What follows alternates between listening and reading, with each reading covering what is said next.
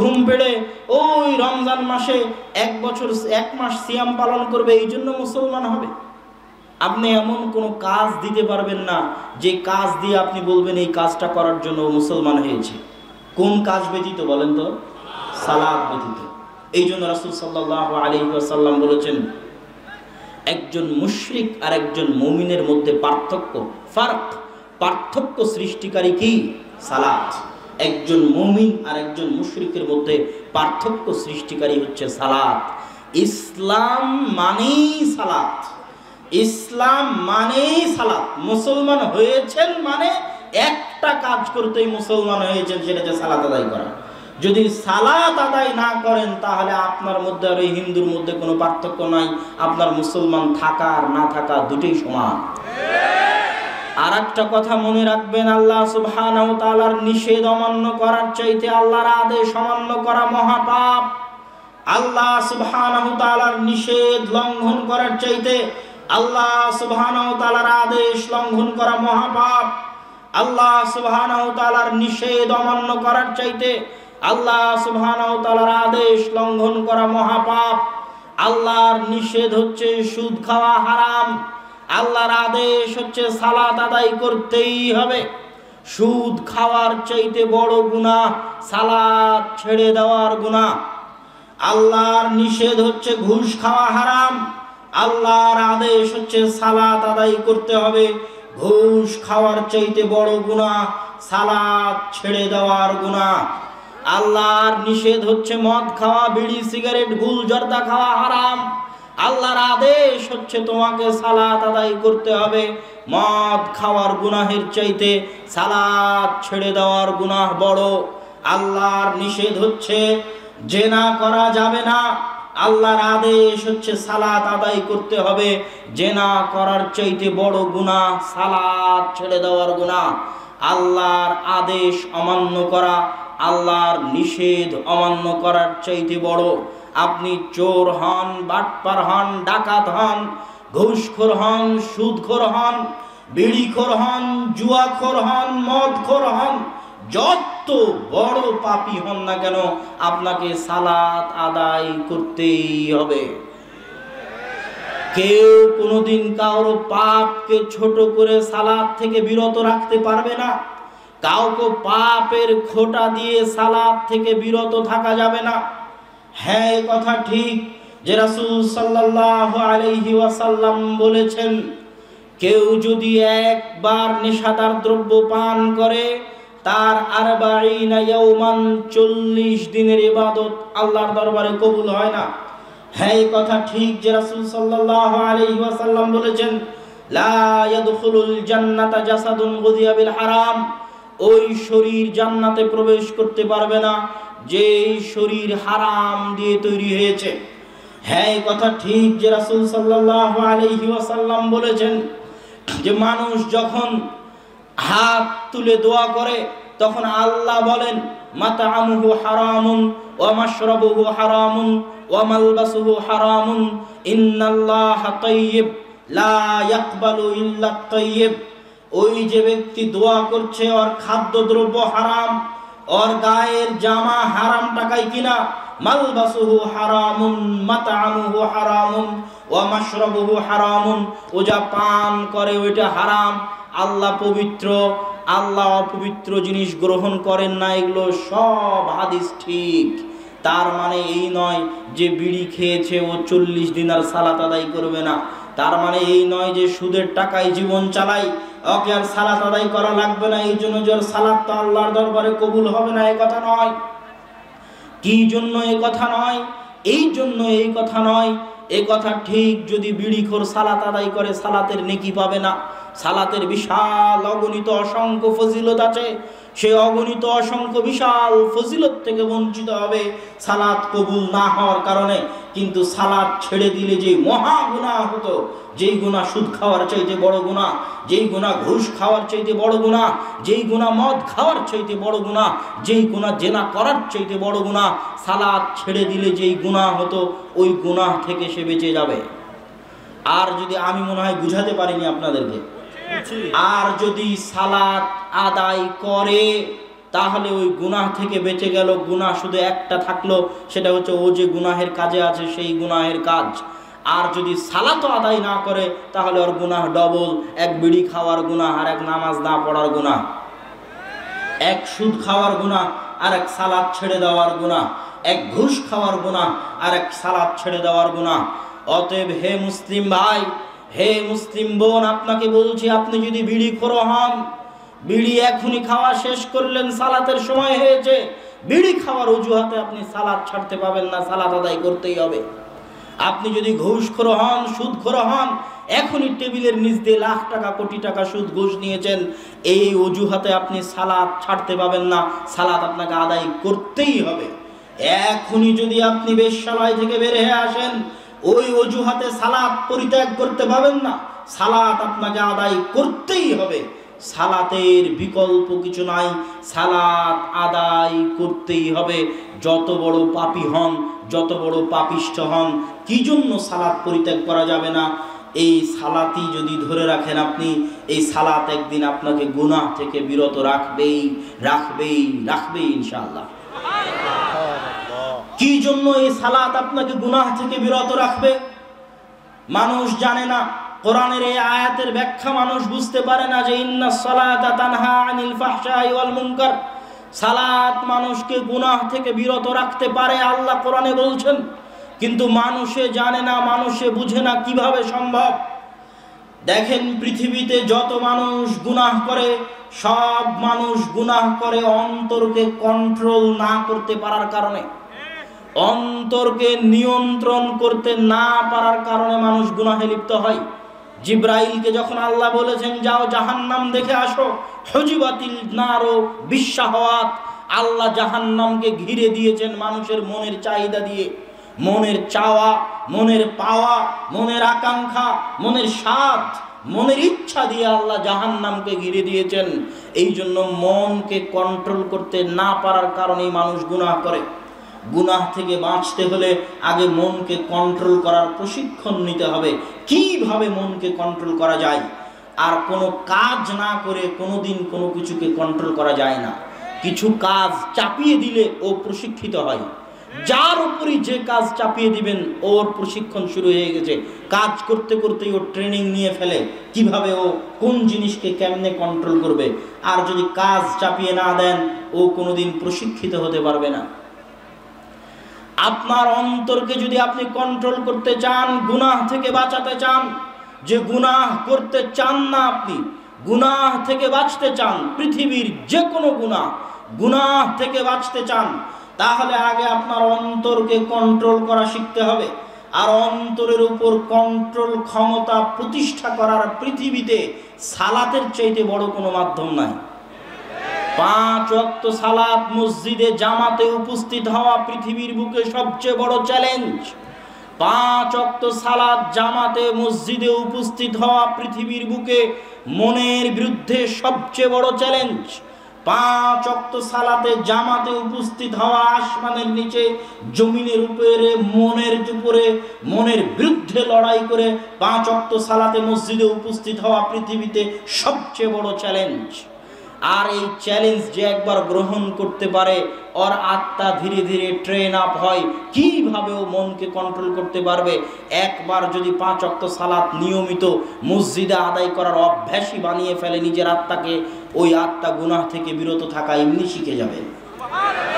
যত মানুষ দেখবেন গুনাহে লিপ্ত, এরা কেউ নিয়মিত 5 ওয়াক্ত সালাত জামাতে আদায় করতে পারে না। এই জন্যই তার অন্তরের উপর তার কন্ট্রোল ক্ষমতা প্রতিষ্ঠা হয় না, কেননা তার অন্তর তার নিয়ন্ত্রণের বাইরে। আপনি যদি অন্তরকে কন্ট্রোল করতে চান, প্রথম ফার্স্ট পদক্ষেপ হচ্ছে 5 ওয়াক্ত সালাত মনের বিরুদ্ধে লড়াই করে মসজিদে উপস্থিত হয়ে আদায় করতে হবে। তাহলে আপনার অন্তর প্রশিক্ষিত হবে, অন্তরকে আপনি কন্ট্রোল করা শিখে যেতে পারবেন। রাসূল সাল্লাল্লাহু আলাইহি ওয়াসাল্লাম এমনি বলেননি, কেউ যদি 40 দিন টানা 40 দিন 5 ওয়াক্ত সালাত তাকবীরে তাহরিমার সাথে উপস্থিত হয়ে আদায় করে, আল্লাহু আকবার বলে যে সালাত শুরু হয়, এই তাকবীরে তাহরিমার প্রথম তাকবীর মিস না দিয়ে টানা 40 দিন 5 ওয়াক্ত সালাত মসজিদে তাকবীরে তাহরিমার সাথে আদায় করে, ও জাহান্নাম থেকে মুক্ত। সুবহানাল্লাহ। এত বড় ফজিলত তো আল্লাহ রাসূল এমনি ঘোষণা করেনি, কালকে থেকে শুরু করেন, কয়দিন পারেন। অনেক বড় কঠিন চ্যালেঞ্জ যে আপনি টানা 40 দিন 5 ওয়াক্ত সালাত জামাতের সাথে তাকবীরে তাহরিমা মিস না দিয়ে আদায় করবেন। অনেক বড় কঠিন চ্যালেঞ্জ, অন্তরের জন্য সবচেয়ে বড় প্রশিক্ষণ। কেউ যদি একবার 40 দিন টানা আদায় করে ফেলে, ওর অন্তরের একটা প্রশিক্ষণ কোর্স কমপ্লিট হয়ে যাবে এবং অটোমেটিক ও জাহান্নাম থেকে মুক্ত হয়ে যাবে। ওর অন্তর প্রশিক্ষিত হয়ে যাবে গুনাহ থেকে বিরত থাকার জন্য। অন্তরকেও নিজের কন্ট্রোলে নিয়ে চলে আসবে। অন্তর মুতাআউযিদ বিইবাদাতিল্লাহ, আল্লাহর ইবাদতে অভ্যস্ত হয়ে যাবে। অন্তরের উপর কন্ট্রোল ক্ষমতা প্রতিষ্ঠার শেষ স্তর, লাস্ট স্টেপ, টপ লেভেলের স্টেপ, সালাতুর রাজুলি ফি জাওফিল লাইল ওয়ান নাসু নিয়াম। মানুষ যখন রাতে ঘুমিয়ে থাকে, রাতের শেষ অংশে আল্লাহ যখন নিচের আসমানে নেমে আসেন, তখন তাহাজ্জুদের সালাত আদায়ে অভ্যাসী হওয়া, এটা অন্তরের উপর কন্ট্রোল ক্ষমতা প্রতিষ্ঠার শেষ স্তর। আল্লাহ সুবহানাহু ওয়া তাআলা আল্লাহ রাসূলকে বলেছিলেন যে ফাতাহাজ্জাত বিহি নাফিলা, আপনাকে অনেক বড় দায়িত্ব দিচ্ছি, এই দায়িত্ব প্রতিষ্ঠা করার জন্য, ভালোভাবে পালন করার জন্য অন্তরের উপর যেই পরিমাণ কন্ট্রোল ক্ষমতা প্রয়োজন, আপনার আত্মাকে তো জমজমের পানি দিয়ে সিনা চাক করে ধুয়ে পরিষ্কার করে পুনরায় সেলাই করে দেওয়া আছে। তারপরও অন্তরকে প্রশিক্ষিত রাখার জন্য যেই কাজটা আপনাকে করতেই হবে, সেটা হচ্ছে রাতে তাহাজ্জুদের সালাত আপনাকে আদায় করতে হবে। আসা ইয়াবাসাকা রাব্বুকা মাকামান মাহমুদা, আপনি যদি রাতে নিয়মিত তাহাজ্জুদের সালাত আদায় করেন হে মুহাম্মদ সাল্লাল্লাহু আলাইহি ওয়াসাল্লাম, তাহলে কিয়ামতের মাঠে আল্লাহ আপনাকে সবচেয়ে সম্মানিত করবেন, মাকামান মাহমুদ দিবেন। আল্লাহু আকবার। তাহলে আপনি আপনার অন্তরের উপর যদি কন্ট্রোল ক্ষমতা প্রতিষ্ঠা করতে চান, তার শেষ স্তর হচ্ছে রাতে তাহাজ্জুদের সালাত নিয়মিত আদায় করা। যে একবার 5 ওয়াক্ত সালাত নিয়মিত আদায়ে অভ্যাসী হয়ে গেল, রাতে তাহাজ্জুদ সালাত নিয়মিত আদায়ে অভ্যাসী হয়ে গেল, ও অটোমেটিকই অন্য গুনাহ থেকে বিরত থাকা শুরু করে দিবে। অটোমেটিক। ইন্নাস সালাতা তানহা আনিল ফাহশাই ওয়াল মুনকার, সালাত আপনাকে গুনাহ থেকে বিরত রাখবে। আর যদি সালাত ছেড়ে দেন গুনাহের অজুহাতে, বিড়ি খাই তাই সালাত আদায় করব না, সুদ খাই তাই সালাত আদায় করব না, ঘুষ খাই তাই সালাত আদায় করব না, মাআযাল্লাহ, আপনার হেদায়েতের সব রাস্তা বন্ধ হয়ে যাবে। আপনার হেদায়েতের কোনো রাস্তা আর খোলা থাকবে না। সালাত ছাড়বেন না। সালাত আপনাকে একদিন হেদায়েতের রাস্তায় নিয়ে যাবে ইনশাআল্লাহ। সালাত একদিন আপনাকে অন্ধকার থেকে আলোর পথে নিয়ে যাবে ইনশাআল্লাহ। যত কিছুই হোক, সালাত পরিত্যাগ করবেন না। সম্মানিত উপস্থিতি, সালাত এত গুরুত্বপূর্ণ, এত জরুরি একটি ইবাদত। সালাতের বিষয়ে তৃতীয় গুরুত্বপূর্ণ পয়েন্ট হচ্ছে, ইসলামে যত ইবাদত আছে, সব ইবাদতের যত শর্ত দেওয়া আছে, ওই শর্তগুলো যদি মিস হয়, ইবাদতও মিস। ইবাদতের আর দরকার নাই, শর্ত নাই, ইবাদত নাই, শর্ত নাই, ইবাদত নাই। যাকাত আদায়ের শর্ত নিসাব পরিমাণ সম্পদের মালিক হওয়া, নিসাব পরিমাণ সম্পদের মালিক হতে পারেনি, যাকাত নাই। হজ আদায়ের জন্য শর্ত হচ্ছে সম্ভাবনা থাকতে হবে, মান ইসতাতা ইলাইহি সাবিলা, হজ করতে যাওয়া পর্যন্ত শারীরিক সক্ষমতা, অর্থনৈতিক সক্ষমতা থাকতে হবে। শারীরিক সক্ষমতা নাই, অর্থনৈতিক সক্ষমতা নাই, হজ মওকুফ, হজ আদায় করা লাগবে না। সিয়াম পালনের জন্য শরীর সুস্থ থাকা লাগবে, শরীর অসুস্থ, সিয়াম পালন করা লাগবে না। যদি আপনি চিরস্থায়ী অসুস্থ হন, আপনার পক্ষ থেকে ফিদিয়া দিয়ে দিবেন, আপনাকে সিয়াম আদায় করা লাগতেছে না। কিন্তু সলাতের ক্ষেত্রে এরকম কোনো বদল পাবেন না, সলাতের ক্ষেত্রে কোনো বদলি পাবেন না, কোনো ফিদিয়া পাবেন না, কোনো কাফারা পাবেন না। অন্য সব কিছুতে কাফারা পেতে পারেন, এটা হয়নি এটার কাফারা এটা দাও, এটা হয়নি এটার কাফারা এটা দাও, এটা করতে পারোনি এর কাফারা এটা দাও, এর ফিদিয়া এটা দাও। সালাতের কোনো ফিদিয়া, কোনো কাফারা কিচ্ছু পাবেন না। সালাতের সব শর্ত যদি মওকুফ হয়ে যায়, সব শর্ত যদি বাতিল হয়ে যায়, তবুও সালাত বাতিল হবে না। সালাতের জন্য পবিত্র হওয়া জরুরি। পবিত্র হওয়ার জন্য ওযু করতে হয়। বড় পবিত্র হওয়ার জন্য, বড় অপবিত্র থেকে পবিত্র হওয়ার জন্য গোসল করতে হয়। স্ত্রীর সাথে সহবাস করেছেন, রাতে স্বপ্ন দোষ হয়েছে, বড় অপবিত্র, গোসল করার পানি নেই, তায়াম্মুম করবেন, তায়াম্মুম করার মাটি নেই, যদি গোসল করার পানি না থাকে, তায়াম্মুম করার মাটি না থাকে, সালাত কি বাতিল হয়ে যাবে? সালাত মওকুফ হবে না। আপনাকে পবিত্র কাপড়ে সতর ঢেকে সালাত আদায় করতে হয়, পবিত্র কাপড় নাই। হাজারো যুবকের অভিযোগ, আমার প্যান্টে পেশাব লেগে আছে। এই পেশাব লেগে থাকা প্যান্ট কি সালাত মওকুফ হওয়ার অজুহাতের জন্য যথেষ্ট? পৃথিবীতে এমন কিছু নাই যে অজুহাত দিয়ে আপনি সালাতকে মওকুফ করতে পারবেন। শুধু অপবিত্র প্যান্ট কেন, প্যান্টই নাই, সতর ঢাকার মতো কাপড় নাই, উলঙ্গ অবস্থায় আছেন, অথচ সালাত আদায়ের জন্য সতর ঢাকতে হয়, সতর ঢাকার কাপড় নাই, সালাত কি মওকুফ হয়ে যাবে? সালাত মওকুফ হবে না। কেবলামুখী হয়ে সালাত আদায় করতে হয়। আপনি কেবলা চিনতে পারছেন না, এখন কেবলা কোন দিকে জানি না, এই অজুহাতে কি সালাত মওকুফ হয়ে যাবে? এই অজুহাতে কি সালাত মওকুফ হবে? কি বলেন? এই অজুহাতে সালাত মওকুফ হবে না। আপনাকে আরো ভালো করে বোঝানোর জন্য বলি, সবগুলো জিনিস যদি এক জায়গায় একত্রিত হয়, সব কল্পনা করেন আপনি ইরাকের, আফগানিস্তানের গুয়ান্তানামো, ইরাকের আবু গারিব কারাগারে বন্দী আছেন। রাতে আপনার স্বপ্নদোষ হয়েছে, পবিত্র হওয়ার মতো পানি নেই, পবিত্র হওয়ার মতো মাটি নেই, আপনার গায়ে কোনো কাপড় নেই, আপনি উলঙ্গ অবস্থায়, বড় অপবিত্র অবস্থায়, অজু করার পানি নেই, তায়াম্মুম করার মাটি নেই, গায়ে কোনো কাপড় নেই। যেই জেলখানায় আছেন ওই জেলখানার মাটি অপবিত্র, ইবাদত করার মতো পবিত্র কোনো জায়গা নেই। আপনি চেনেন না কেবলা কোন দিকে, আপনার উপরে এত অত্যাচার করা হয়েছে, আপনি দাঁড়িয়ে ইবাদত করতে পারেন না, সালাত দাঁড়িয়ে আদায় করতে হয়। আমি দাঁড়াতে পারি না, সালাত মওকুফ হয়ে যাবে? বসে আদায় করতে হয়, বসতে পারি না, সালাত মওকুফ হবে? শুয়ে আদায় করতে হয়, পুরো শরীর প্যারালাইজড, একটা হাত পা কিচ্ছু নড়ে না, সালাত মওকুফ হয়ে যাবে? এমন কোনো পরিবেশ পৃথিবীতে নাই যেখানে সালাত মওকুফ হতে পারে। ওই আবু গারিব কারাগারে বন্দী হয়ে অপবিত্র, বড় অপবিত্র অবস্থায়, গায়ে একটা জামা কাপড় কিচ্ছু নাই, কেবলা চিনে না, জায়গা অপবিত্র, দাঁড়িয়ে পড়তে পারে না, বসে পড়তে পারে না, শুয়ে আছে, হাত পা কিচ্ছু নড়ে না। যতক্ষণ হুঁশ আছে ততক্ষণ পর্যন্ত আপনার কি মনে হয় ওর মধ্যে একটা শর্ত পূরণ হয়নি সালাত আদায়ের জন্য? একটা শর্ত। ও ওযু করতে পারেনি, তায়াম্মুম করতে পারেনি, ছোট অপবিত্র নয়, বড় অপবিত্র, রাতে স্বপ্নদোষ হয়েছে, গায়ে কাপড় নাই, জায়গা অপবিত্র, কেবলা চেনে না, দাঁড়িয়ে আদায় করতে পারে না, বসে পারে না, শুয়ে হাত পা নড়াতে পারে না অত্যাচারের কারণে। শুধু তাই নয়, ও যদি বলে যে আমার সূরা ফাতিহা মুখস্থ নাই, সূরা ফাতিহা ছাড়া সালাত হয় না, তো সূরা ফাতিহা মুখস্থ না থাকার অভিযোগে অজুহাতে কি সালাত মওকুফ হয়ে যাবে? ওর কোরআনের একটা সূরাও মুখস্থ নাই, ওর সালাত মওকুফ হয়ে যাবে? সব শর্ত যদি ওই ব্যক্তির মধ্যে বাতিল হয়ে যায়, একটা শর্ত পাওয়া যায়নি, তবুও তাকে সালাত আদায় করতেই হবে। আল্লাহু আকবার। সালাত এত জরুরি, এত গুরুত্বপূর্ণ ইবাদত। সালাত আদায়ের মূল রহস্য আপনাকে দিয়ে সিজদা করানো, আপনাকে দিয়ে রুকু করানো, আপনাকে পবিত্র হওয়ানো, আপনাকে জামা কাপড় পরানো, আপনাকে কেবলামুখী হওয়ানো, আপনাকে মসজিদে নিয়ে যাওয়া, আপনাকে পায়ে পা মিলানো, জামাতে উপস্থিত করা, এগুলো সব হচ্ছে অপশনাল লক্ষ্য উদ্দেশ্য।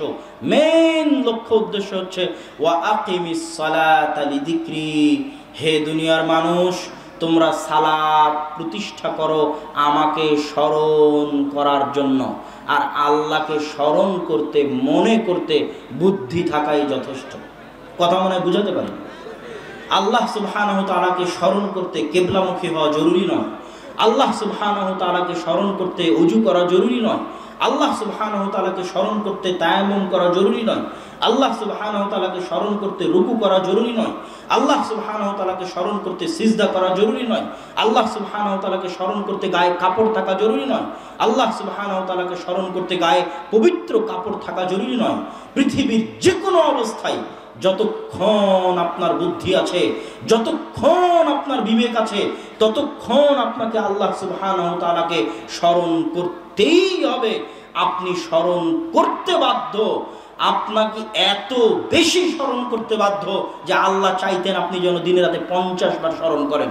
ওমা খালাকতুল জিন্না ওয়াল ইনসা ইল্লা লিয়াবুদুন, আমি মানুষকে সৃষ্টি করেছি আমার ইবাদতের জন্য।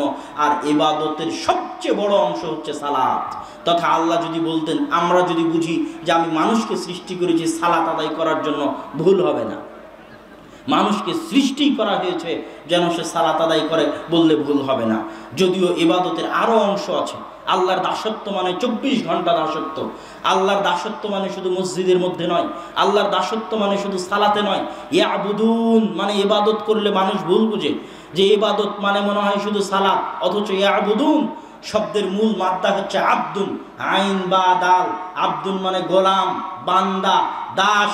ইয়াবুদুন মানে গোলামি করে, বন্দিগি করে, দাসত্ব করে। আর দাসত্ব শুধু মসজিদে নয়, জন্ম থেকে মৃত্যু পর্যন্ত, মাথার চাঁদি থেকে পায়ের পাতা পর্যন্ত, সকাল থেকে সন্ধ্যা পর্যন্ত 24 ঘন্টা আল্লাহর দাসত্ব করার নাম দাসত্ব। আর আল্লাহ সুবহানাহু ওয়া তাআলার দাসত্ব হচ্ছে সবচেয়ে মজার, সবচেয়ে বড় আজাদি, সবচেয়ে বেশি স্বাধীনতা, সবচেয়ে বেশি আত্মসম্মান, সবচেয়ে বেশি আত্মমর্যাদা, সবচেয়ে বেশি আত্ম অহংকার, সবচেয়ে বেশি ভারাত্ম, সবচেয়ে বেশি ব্যক্তিত্ব ওই ব্যক্তির মধ্যে থাকবে যে যত বেশি আল্লাহর দাস। আর যে যত কম আল্লাহর দাস ও তত অন্য কিছুর দাস। যে যত কম আল্লাহর দাস ও তত অন্য কিছুর দাস। দেখবেন কেউ ফ্রি ফায়ার পাবজি গেমের দাস, দেখবেন কেউ মদ জুয়ার দাস গোলাম, দেখবেন কেউ নারীর দাস, দেখবেন কেউ আইপিএল বিপিএল এর জুয়ার দাস। অসংখ্য দাস, সব এরা হচ্ছে মিন ইবাদিশ শায়াতিন, শয়তানের দাস। দিন শেষে শয়তানের গোলামি করে। আর সবচেয়ে স্বাধীন, সবচেয়ে আজাদ যে পৃথিবীর, এগুলো সব দাসত্বের শৃঙ্খলকে, ক্ষমতার দাসত্ব। মানুষ ক্ষমতার দাসত্ব বরণ করে। যেমন আবু বকর রাদিয়াল্লাহু তাআলা আনহু কোনো সময় ক্ষমতার দাসত্ব বরণ করেননি। এই শিক্ষা আল্লাহ রাসূল তাকে দিয়ে গেছে। তিনি এই শিক্ষায় আল্লাহ রাসূলের কাছে পেয়েছেন যে আমি 100তে 100 আল্লাহর দাসত্ব করব। আল্লাহর 100তে 100 দাসত্ব করতে গিয়ে যদি ক্ষমতা যা থাক তাতে আমার কোনো পরোয়া নাই। আল্লাহর 100তে 100 দাসত্ব করতে গিয়ে আমার ক্ষমতা, টাকা পয়সা, ধন দৌলত থাক যাক তাতে আমার কোনো পরোয়া নেই। উনি যদি একটু কম্প্রোমাইজ করতেন তাহলে উনি 100তে 100 আল্লাহর দাস থাকতে পারতেন না। উনি দুনিয়াকে ভয় পেয়ে যেতেন, ক্ষমতাকে ভয় পেয়ে যেতেন, ক্ষমতার গোলাম হয়ে যেতেন। বলেন কি আপনি, যারা যাকাত দিচ্ছেন এদের বিরুদ্ধে যুদ্ধ করবেন, এরা সব তো কালেমায়ে শাহাদা পড়ে মুসলমান হয়েছে। ক্ষমতা চলে যেতে পারে।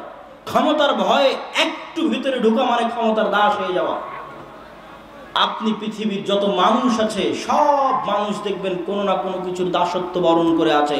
আর এগুলো সব দাসত্বের শৃঙ্খলা ভঙ্গ করে, সব দাসত্বের জিঞ্জিরকে চূর্ণ বিচূর্ণ করে যে 100তে 100 আল্লাহর গোলাম, আল্লাহর দাস ও পারমাণবিক বমের চেয়েও শক্তিশালী। ও হচ্ছে ইব্রাহিম আলাইহিস সালাতু ওয়াস সালামের মতো উঁচু আত্মমর্যাদা সম্পন্ন। পৃথিবীতে এমন কেউ নাই যে তাকে কিনে নিতে পারে। পৃথিবীতে এমন কেউ নাই যে তাকে টাকার বিনিময়ে ক্রয় করে নিতে পারে, কেউ নাই। এই জন্য বলছিলাম আল্লাহ সুবহানাহু ওয়া তাআলার দাসত্বের সবচেয়ে বড় মাপকাঠি হচ্ছে সালাত। সালাত দিয়ে আল্লাহকে স্মরণ করতে বলা হয়েছে। সালাতের এই মূল রহস্য আল্লাহকে স্মরণ করা। এই আল্লাহ সুবহানাহু ওয়া তাআলাকে স্মরণ করাটা আল্লাহ এত বেশি চান, এত বেশি চান, এত বেশি চান যে মানুষ আল্লাহকে স্মরণ করুক। এই স্মরণ করাটা আল্লাহ সুবহানাহু ওয়া তাআলা এত বেশি চান, এত বেশি চান যে তার নবী রাসূলদের পর্যন্ত আল্লাহ সুবহানাহু ওয়া তাআলা, নবী সম্পর্ক আছে, যোগাযোগ আছে, তারপরেও আল্লাহ সুবহানাহু ওয়া তাআলা নবীদের ক্ষেত্রে বলছেন স্মরণ করার কথা। ইউনূস আলাইহিস সালাতু ওয়াস সালামের কথা বলতে গিয়ে আল্লাহ সুবহানাহু ওয়া তাআলা পবিত্র কোরআন মাজিদে বলছেন, ইউনূস আলাইহিস সালাতু ওয়াস সালাম যখন মাছের পেটে, তখন তিনি বলছেন লা ইলাহা ইল্লা আনতা সুবহানাকা ইন্নী কুনতু মিনাজ জালিমিন। এবার আল্লাহ ওই ঘটনা কোরআনে নকল করে বলছেন লাউলা ইউসাব্বিহ, যদি ইউনূস মাছের পেটে আমাকে স্মরণ না করত। আল্লাহর নবী, আল্লাহ জানেন আল্লাহর নবী মাছের পেটে আছে, আল্লাহ কি জানেন না? ওয়া হুয়া আলিমুম বিযাতিস সুদূর, মানুষের অন্তরের খবর উনি জানেন। সারা পৃথিবীতে যা কিছু হচ্ছে উনি দেখছেন, আল্লাহ নিজে দেখছেন তার নবী মাছের পেটে, তারপরও আল্লাহ অপেক্ষা করছেন তার নবী তাকে স্মরণ করে কিনা। আল্লাহু আকবার। এবার আল্লাহ কোরআনে বলছেন, আমার নবী যদি আমাকে স্মরণ না করত, আমার নবী হওয়ার পরেও আমি আমার নবীকে কিয়ামত পর্যন্ত মাছের পেটেই রেখে দিতাম। আল্লাহু আকবার। তাহলে স্মরণ করা, যে মানুষ আল্লাহকে স্মরণ করবে, এটা আল্লাহ কত কঠিন আকারে, কত বেশি আকারে, কত গুরুত্ব দিয়ে আল্লাহ সুবহানাহু ওয়া তাআলা চান। মুসা আলাইহিস সালাতু ওয়াস সালামকে আল্লাহ বলছেন, মুসা ইযহাব ইলা ফিরআউন, যাও ফিরআউনের নিকটে দাওয়াত দাও দিনের। মুসা আলাইহিস সালাতু ওয়াস সালাম তার যত অজুহাত ছিল সব অজুহাত আল্লাহর সামনে পেশ করলেন। আল্লাহ, আমার মুখের কথা ঠিক নাই, জিহ্বা পুড়ে গেছে, ফেরাউন অনেক শক্তিশালী, আমাকে পরামর্শ দেওয়ার কেউ নাই, জাআল্লি ওয়াজিরা, আমার ভাইকে আমার পরামর্শদাতা করে দিন, আমার জিহ্বা ঠিক করে দিন। আল্লাহ বললেন, পড়ো, রব্বি ইশরাহ লি সাদরি ওয়া ইয়াসসির লি আমরি ওয়াহলুল উকদাতাম মিন লিসানি ইয়াফকাহু কওলি। পড়ো। আল্লাহ জিহ্বা ঠিক করে দিলেন, লাঠি দিলেন মুজিজা হিসেবে, বগলের থেকে হাত বের করলে হাত জলজল করে, ভাইকে দিলেন নবী করে পরামর্শদাতা হিসেবে, সব দিয়ে দিলেন। দিয়ে দেওয়ার পরে এবার আল্লাহ বলছেন, মুসা আলাইহিস সালাতু ওয়াস সালাম সব মুজিজা, সব দাবি পূরণ হওয়ার পর যদি মুসা আলাইহিস সালাম মনে করে যে মুই কি হনুরে, এখন তো আর আমার কাছে সব কিছু, আমি এখন যা ইচ্ছা তাই করব, আল্লাহ সুবহানাহু ওয়া তাআলাকে এখন না ডাকলেও চলতে পারে। তখন আল্লাহ সুবহানাহু ওয়া তাআলা মুসা আলাইহিস সালামকে সতর্ক করে দিচ্ছেন, ওয়ালা তানিয়া ফি যিকরি, তোমাদেরকে সব দাবি পূরণ করে দিলাম, কিন্তু শোনো, তোমরা দুইজন মিলে আমাকে ডাকতে, আমাকে স্মরণ করতে ভুলিও না। আচ্ছা, আল্লাহর কি তার নবীর সাথে যোগাযোগ নাই? আল্লাহর কি তার নবীর সাথে কথা হয় না? মুসা কালিমুল্লাহ, আল্লাহ মুসা আলাইহিস সালাতু ওয়াস সালামের সাথে কথা বলেছেন দূর পাহাড়ে। তারপরেও আল্লাহ চাচ্ছেন যে মুসা চাক, মুসা বলুক। আরো একটা উদাহরণ দিই আপনাকে। যখন মুসা আলাইহিস সালাতু ওয়াস সালাম বললেন, হে আল্লাহ, আমার জিহ্বায় সমস্যা। আচ্ছা, আল্লাহ তো কুন ফায়াকুন, হও, সাথে সাথে হয়ে যায়। এটা আল্লাহ কোরআনে বলেননি? হও বললেই হয়ে যায়, এটা আল্লাহর আদেশ। আল্লাহ সুবহানাহু ওয়া তাআলা সাথে সাথে কুন বলে মুসা আলাইহিস সালাতু ওয়াস সালামের জিহ্বা ঠিক করতে পারতেন না? পারতেন না? পারতেন। তারপরেও আল্লাহ ঘুরিয়ে মুসা আলাইহিস সালামকে বলছেন, ঠিক আছে, আমি তোমার জিহ্বা ঠিক করে দিব, তুমি চাও, বলো রব্বি ইশরাহ লি সাদরি ওয়া ইয়াসসির লি আমরি ওয়াহলুল উকদাতাম মিন লিসানি ইয়াফকাহু কওলি। তুমি চাও মুসা, তুমি আমার কাছে চাও, তাহলে আমি তোমাকে ঠিক করে দেব। আল্লাহু আকবার। তাহলে আল্লাহ কি পরিমাণে চান যে তার বান্দারা আল্লাহ সুবহানাহু ওয়া তাআলাকে স্মরণ করুক, তার বান্দারা আল্লাহ সুবহানাহু ওয়া তাআলাকে ডাকুক। এটা আল্লাহ সুবহানাহু ওয়া তাআলা কি পরিমাণে চান, এটা যদি আমি আপনাকে বুঝাতে না পারি তাহলে এটা আমার ব্যর্থতা। কিন্তু পবিত্র কোরআন এবং হাদিস বুঝে সালাতের যেটা মূল রহস্য, সেটা হচ্ছে মানুষ বাধ্য, ওই মানুষ আল্লাহর বান্দা রূপে গণ্য হতে পারে না, ওই মানুষের সাথে আল্লাহর সম্পর্ক থাকতে পারে না যে দিনে রাতে 24 ঘন্টার মধ্যে অন্তত পক্ষে, নিম্ন পক্ষে দিনে রাতে 5 বার আল্লাহকে স্মরণ করতে পারে না। ওয়াল ইয়াজ বিল্লাহ। ওই ইয়তীম, ওর চাইতে বড় ইয়তীম পৃথিবীতে কেউ নাই। যার বাপ মারা গেছে ও অত বড় ইয়তীম নয়, যত বড় ইয়তীম ও যার সাথে আল্লাহর সম্পর্ক নাই।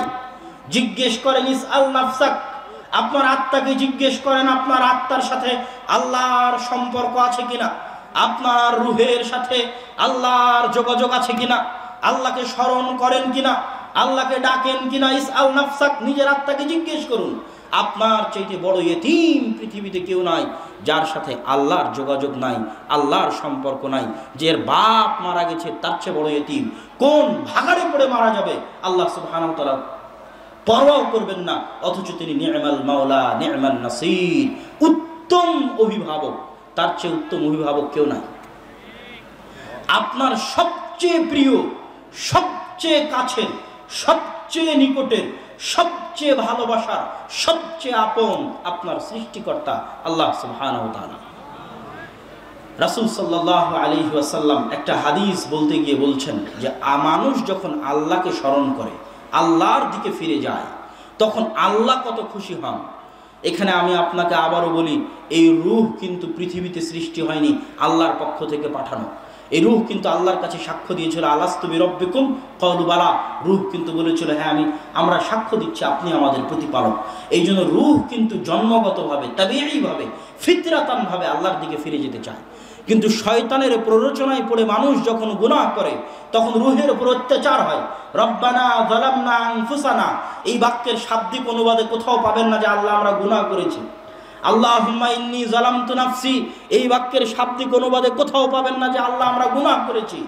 আপনি যখনই এর সাথে নয়, ফেসবুকের সাথে নয়, ইউটিউব টুইটারের সাথে নয়, আজকে তো আমরা ঘুমাতে ঘুমাতে মোবাইল চালাই, ঘুম থেকে উঠে আবার মোবাইল হাতে নিই, তাহলে কখন আপনি বুঝতে পারবেন যে আপনার আত্মা অত্যাচারিত? কখন আপনি বুঝতে পারবেন যে আপনার আত্মা প্রশান্ত আত্মা নয়, ছটপট করছে, ভিতর থেকে কাঁদছে? আপনি তো আত্মাকে সময় দেন না। আপনি নির্জনের সময় দিলেই দেখবেন আপনার আত্মা ঝরঝর করে চোখের পানি ফেলে দিচ্ছে। হুয়া ইউরিদু আন ইয়ারজি'a ইলা রাব্বিহি, আপনার আত্মা চায় আল্লাহর দিকে ফিরে যেতে। আলা বিযিক্রিল্লাহি তাতমাইন্নুল কুলুব, শোনো দুনিয়ার মানুষ, আলা বিযিক্রিল্লাহ, শোনো দুনিয়ার মানুষ, আলা বিযিক্রিল্লাহি তাতমাইন্নুল কুলুব, আল্লাহর স্মরণে পৃথিবীর আত্মাগুলো প্রশান্ত হয়। আল্লাহর স্মরণে পৃথিবীর আত্মাগুলো প্রশান্ত হয়। আল্লাহর স্মরণে পৃথিবীর আত্মাগুলো প্রশান্ত হয়। আপনি আল্লাহ সুবহানাহু ওয়া তাআলাকে নির্জনে স্মরণ করেন, আপনার আত্মার চোখের পানি ছেড়ে দিয়ে বলবে, এতদিন আপনি আত্মার উপর অত্যাচার করেছেন, আপনি আত্মার উপর জুলুম করেছেন, আল্লাহর স্মরণেও প্রশান্ত হচ্ছে। অতএব সম্মানিত উপস্থিতি, আপনার সাথে না নিজের আত্মাকে জিজ্ঞেস করে দেখুন আপনার সাথে আল্লাহর সম্পর্ক আছে কিনা। আপনার সাথে আল্লাহর সম্পর্ক থাকলে আপনার আত্মা যেমন প্রশান্ত হয়, আল্লাহ সুবহানাহু ওয়া তাআলা তেমন খুশি হন।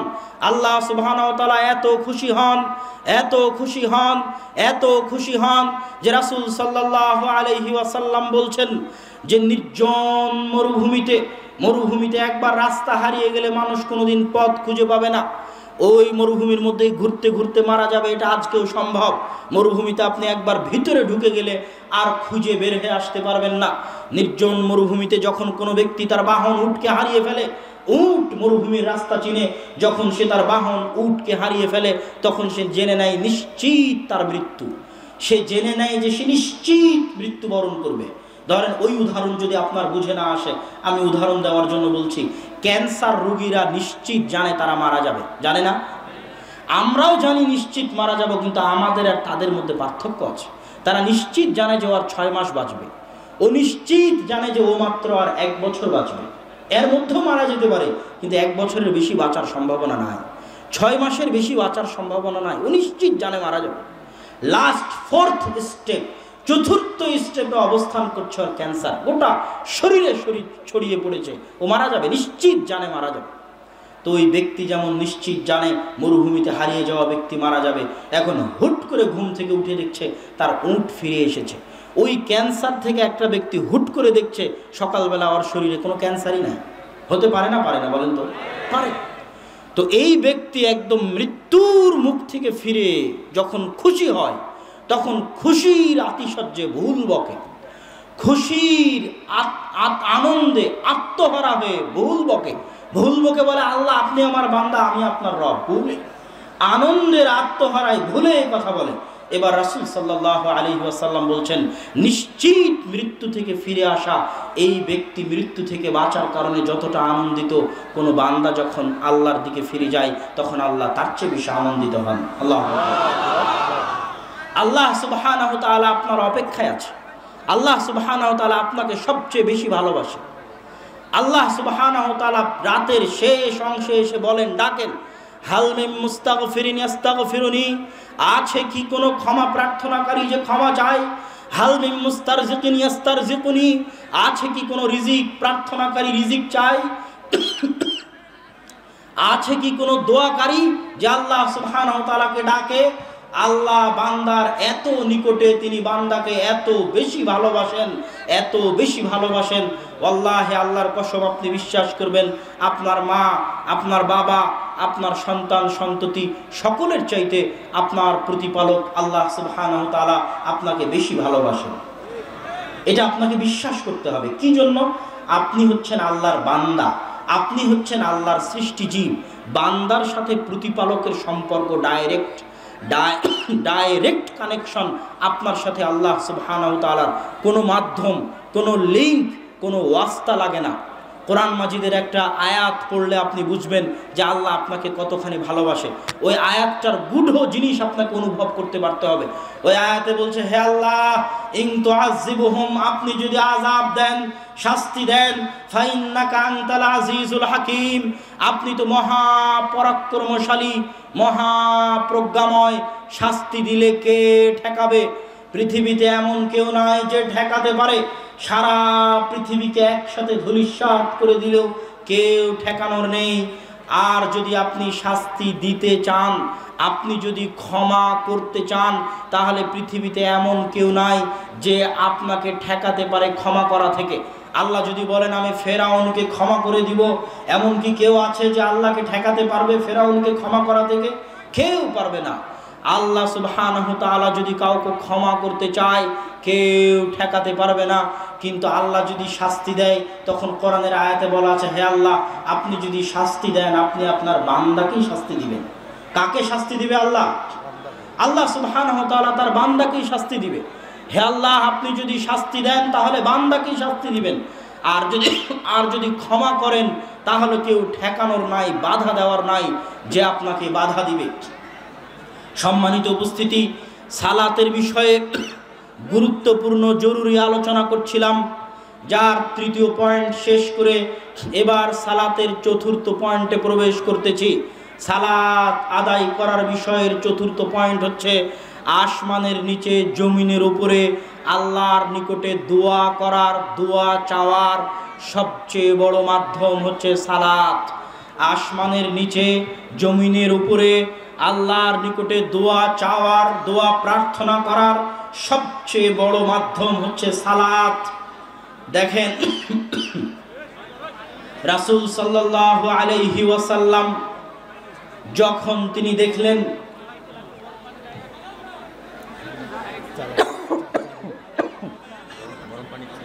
চা দিলে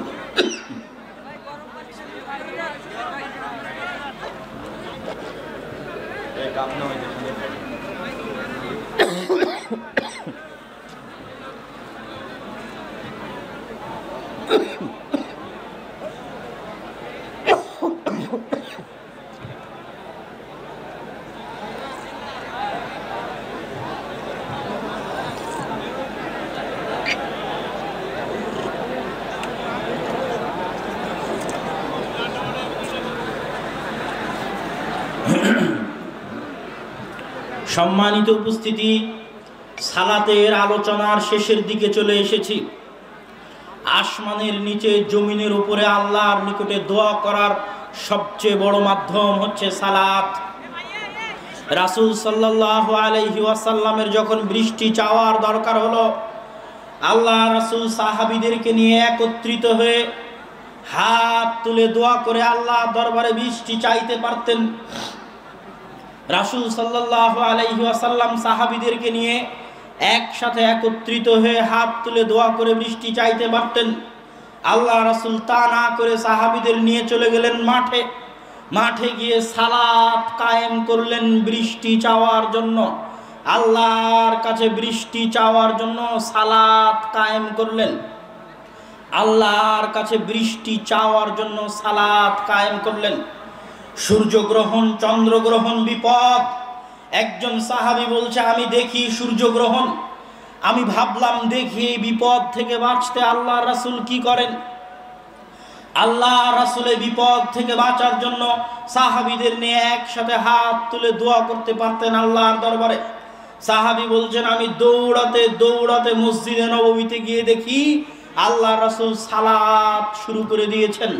চন্দ্রগ্রহণের বিপদ থেকে বাঁচার জন্য আল্লাহ রাসূল সালাত কায়েম করলেন। সূর্যগ্রহণের বিপদ থেকে বাঁচার জন্য আল্লাহ রাসূল সালাত কায়েম করলেন। একজন মৃত ব্যক্তি মারা গেছে, তার জন্য ক্ষমা চাইতে হবে। ইসলাম কোনো পাগল ধর্ম নয় যে আপনি মারা যাবেন আর আপনার দোয়া করার ব্যবস্থা থাকবে না। আল্লাহ রাসূল ওই মৃত ব্যক্তিকে কবরে মাটি দিয়ে সাহাবীদের নিয়ে একসাথে হাত তুলে দোয়া করতে পারতেন। আল্লাহ রাসূল ওই মৃত ব্যক্তির জন্য দোয়া করার জন্য, ওই মৃত ব্যক্তির জন্য দোয়া করার জন্য সালাত কায়েম করলেন, সালাতুল জানাজা। ওই মৃত ব্যক্তির জন্য দোয়া করবেন, তাই সালাত কায়েম করলেন, সালাতুল জানাজা। ওই মৃত ব্যক্তির জন্য দোয়া করবেন, তাই সালাত কায়েম করলেন, সালাতুল জানাজা। জাকারিয়া আলাইহিস সালাতু ওয়াস সালাম মেহরাবে প্রবেশ করছেন। কুল্লামা দাখালা আলাইহা জাকারিয়াল মিহরাব ওয়াজাদা ইনদাহা রিজকা। যখনই জাকারিয়া মারিয়ামের নিকটে যান, দেখেন অসময়ের ফল। তখন তিনি বললেন, ইয়া মারিয়াম আন্না লাকি হাযা। মারিয়াম, অসময়ের ফল কোথায় থেকে? মারিয়াম বললেন, হিয়া মিন ইনদিল্লাহ। অসময়ের ফল আল্লাহর পক্ষ থেকে এসেছে। ইন্নাল্লাহা ইয়ারযুকু মান ইয়াশা বিগাইরি হিসাব। আল্লাহ যাকে চান তাকে বেহিসাব রিজিক দিতে পারেন। হুনালিকা দাআ জাকারিয়া রাব্বাহ। জাকারিয়ার অন্তরে ইচ্ছা জাগলো, এই রকম যদি নেককার কল্যাণকর একটা সন্তান আমার থাকতো। জাকারিয়া বয়স্ক, বয়োবৃদ্ধ, মাথার চুল পেকে গেছে, মুখের দাড়ি পেকে গেছে, স্ত্রী বন্ধে, কিন্তু মনে সাধ জেগেছে সন্তানের। আল্লাহর কাছে সন্তান চাওয়ার জন্য জাকারিয়া সালাতে দাঁড়িয়ে গেলেন। আল্লাহর কাছে সন্তান চাওয়ার জন্য জাকারিয়া সালাতে দাঁড়িয়ে গেলেন। আল্লাহর কাছে সন্তান চাওয়ার জন্য জাকারিয়া সালাতে দাঁড়িয়ে গেলেন। ইব্রাহিম আলাইহিস সালাতু ওয়াস সালামের প্রথম স্ত্রী সারা। ইব্রাহিম আলাইহিস সালাতু ওয়াস সালাম ইরাক থেকে হিজরত করে ফিলিস্তিনে এসেছেন। বাপ থাকে ইরাকে, ইরাক থেকে হিজরত করে ফিলিস্তিনে এসেছেন। দুর্ভিক্ষের কারণে খাদ্য সংগ্রহের উদ্দেশ্যে ফিলিস্তিন থেকে মিশর যাচ্ছেন, সাথে স্ত্রী। জালেম বাদশাহ সুন্দরী স্ত্রী দেখলে, সুন্দরী নারী দেখলে তাদের উপর অত্যাচার করে। ইব্রাহিম আলাইহিস সালাতু ওয়াস সালাম দুইজন স্বামী স্ত্রী পরিচয় না দিয়ে ভাই বোন পরিচয় দিয়ে বাঁচার চেষ্টা করলেন, শেষ রক্ষা হলো না। সারা আলাইহিস সালাতু ওয়াস সালামকে জালেম বাদশার দরবারে উপস্থিত করা হলো। সারা পৃথিবীতে ওই সময় সারাকে উদ্ধার করতে পারবে এরকম কেউ ছিল না। আজকে আপনি বিপদে পড়লে 10 জনকে মোবাইলে বলতে পারবেন, আমি বিপদে পড়লে 10 জনকে ফোন দিয়ে বলতে পারবো, ভাই আসেন বাঁচান। ওই সময় সারাকে বাঁচাবে ওই বিপদ থেকে।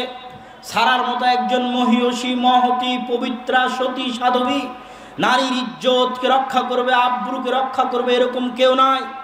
অসহায় স্বামী বাইরে অপেক্ষা করছে, আর জালিম বাদশার নির্জন দরবারে পুত পবিত্র নারী সারা তার এই অত্যাচার থেকে বাঁচতে চায়, তার এই জুলুম থেকে বাঁচতে চায়, তার ইজ্জত, তার আব্রুকে রক্ষা করতে চায়।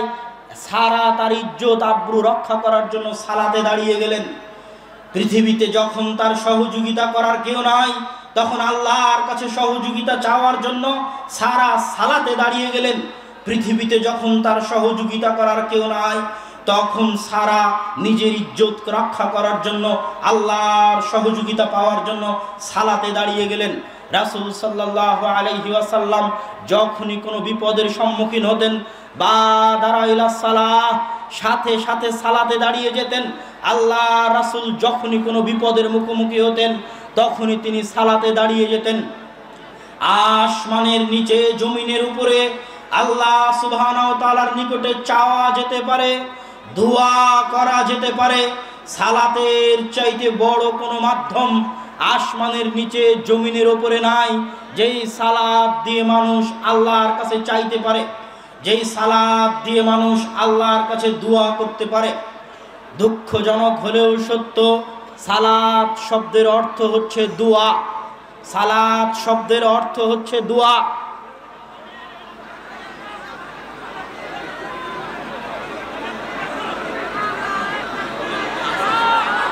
মানুষ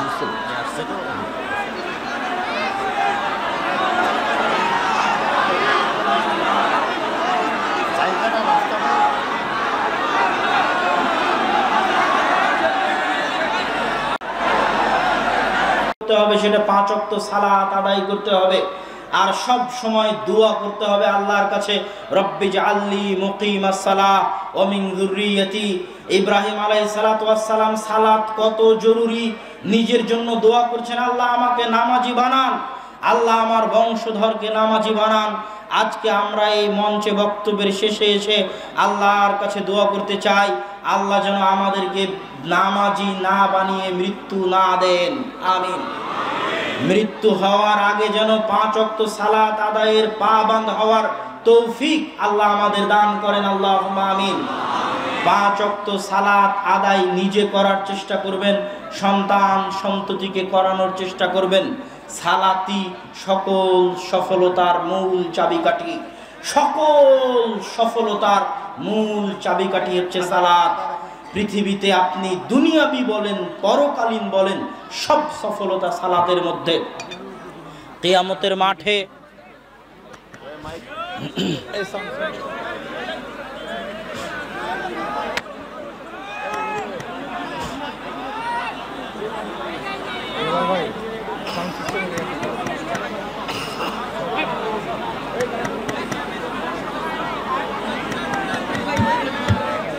কিয়ামতের মাঠে আল্লাহ সুবহানাহু ওয়া তাআলা বিচার করবেন, হিসাব নেবেন। বিচার আর হিসাব এক নয়। আউয়ালু মা ইউকযা বিহিল আবদু ইয়াউমাল কিয়ামাত দিমা। বিচার মানে পৃথিবীর শুরু থেকে নিয়ে শেষ পর্যন্ত মানুষ মানুষের উপর যত অন্যায় করেছে, পশু পাখি পশু পাখির উপর যত অন্যায় করেছে, অন্যায় বাড়তে বাড়তে বাড়তে বাড়তে বাড়তে বাড়তে লক্ষ কোটি গুণ অন্যায় হয়ে গেছে। পৃথিবীর আদালতে কেউ বিচার করে দেয়নি, পৃথিবীর আদালতে কেউ ইনসাফ দেয়নি। কিয়ামতের মাঠে আল্লাহ হবেন বিচারক, কোনো উকিল লাগবে না, আল্লাহ হবেন বিচারক। যত অত্যাচার হয়েছে কমাতে কমাতে কমাতে কমাতে কমাতে কমাতে কিয়ামতের মাঠে আল্লাহ অত্যাচারের ব্যালেন্স করবেন জিরো। যদি আল্লাহ অত্যাচারের ব্যালেন্স জিরো করতে না পারেন, আল্লাহ আদল নন।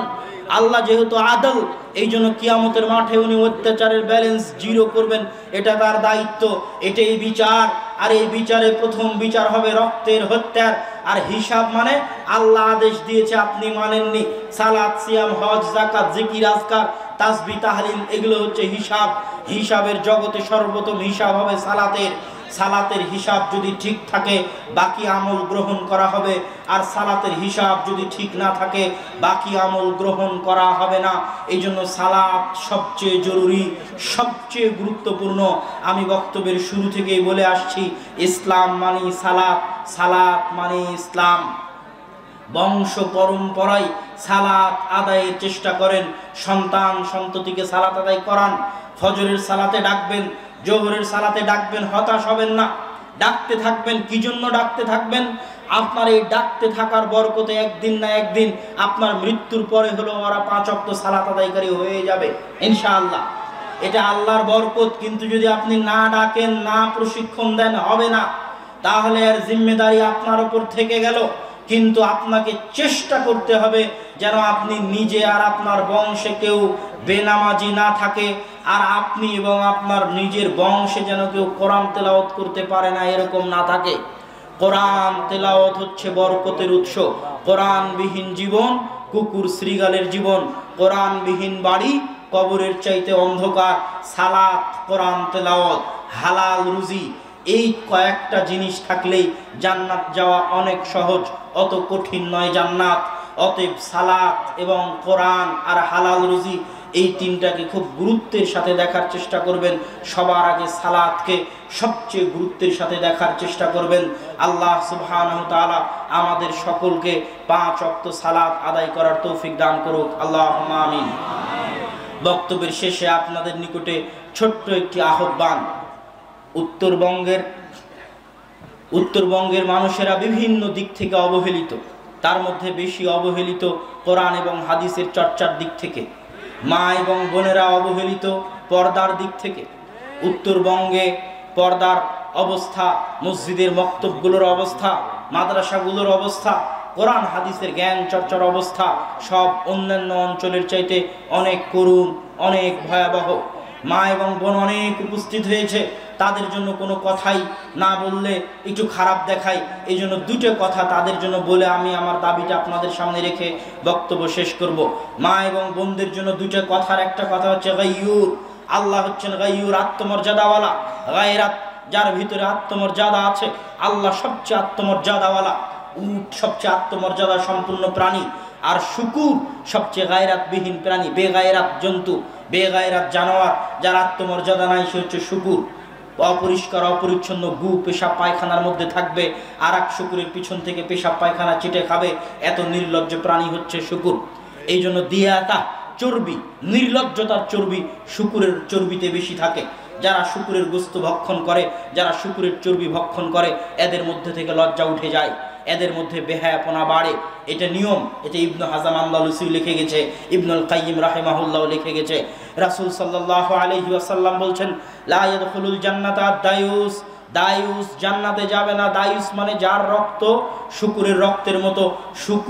শুকুর জান্নাতে যাবে না। শুকুরের আবার কিসের জান্নাত জাহান্নাম? আসলে কথা হচ্ছে যার রক্ত শুকুরের রক্তে পরিণত হয়ে গেছে, ওই মানুষ জান্নাতে যাবে না। কোন মানুষের রক্ত শুকুরের রক্ত হয়ে গেছে? যেই মানুষের বাড়িতে তার স্ত্রী সন্তান, তার মেয়ে, তার স্ত্রী, তার মা বেপর্দায় চলে, অথচ তার অন্তরে কষ্ট লাগে না, তার আত্মমর্যাদায় আঘাত লাগে না, তার আত্মসম্মানে আঘাত লাগে না। ওর রক্ত আর মানুষের রক্ত নাই, ওর রক্ত শুকুরের রক্ত হয়ে গেছে। এটা রাসূল সাল্লাল্লাহু আলাইহি ওয়াসাল্লামের ভাষা। অতএব পর্দা হচ্ছে আত্মমর্যাদা, পর্দা আত্ম অহংকার, পর্দা আত্মসম্মান। বেপর্দা শাস্তি, বেপর্দা আযাব, বেপর্দা নির্লজ্জতা, বেপর্দা বেহায়াই, বেপর্দা অসম্মান, বেপর্দা অপমান। আজকের যুগে আপনি মানুষকে অপমান করবেন, দেখবেন কাপড় খুলে নিয়ে অপমান করা হয়। আল্লাহ প্রথম শাস্তি দিয়েছেন কাপড় খুলে নেওয়া। যখন জান্নাতের ফল নিষিদ্ধ গাছ খেয়ে ফেলেছেন, সাথে সাথে শরীর থেকে জান্নাতের কাপড় খুলে গেছে, প্রথম শাস্তি। অতএব বেপর্দা হচ্ছে শাস্তি, বেপর্দা হচ্ছে অসম্মান, বেপর্দা হচ্ছে অপমান, বেপর্দা হচ্ছে বেহায়াই, বেপর্দা হচ্ছে নির্লজ্জতা। পর্দা সম্মান, পর্দা আত্মমর্যাদা, পর্দা আত্ম অহংকার, পর্দা আত্মসম্মান। এই জন্য ইসলামী যুগে দাসীদের জন্য পর্দা জরুরি নয়, কিন্তু স্বাধীন সম্ভ্রান্ত বংশের নারী পর্দা করবে না, এটা হতে পারে না। যার পর্দা যত বেশি তার লজ্জা তত বেশি, যার পর্দা যত বেশি তার আত্মমর্যাদা তত বেশি, যার পর্দা যত বেশি তার আত্ম অহংকার আত্মসম্মান তত বেশি, যার পর্দা যত বেশি তার মূল্য, তার মান, তার দাম তত বেশি। আল্লাহ সুবহানাহু তাআলা পর্দায় থাকেন, হিজাবে থাকেন। আল্লাহ সুবহানাহু তাআলাকে চর্মচক্ষু দেখতে পারে না। এই জন্য পৃথিবীতে জান্নাতে সবচেয়ে বড় আনন্দ হবে আল্লাহ সুবহানাহু তাআলার দর্শন। আল্লাহ সুবহানাহু তাআলা যদি দামি না হতেন, মূল্যবান না হতেন, আত্মমর্যাদাওয়ালা না হতেন, আত্মসম্মানওয়ালা না হতেন, তাহলে আল্লাহ নিজেকে পর্দার মধ্যে রাখতেন না। আল্লাহ সুবহানাহু তাআলা এই পর্দা উন্মোচন করবেন শুধুমাত্র জান্নাতবাসীদের জন্য।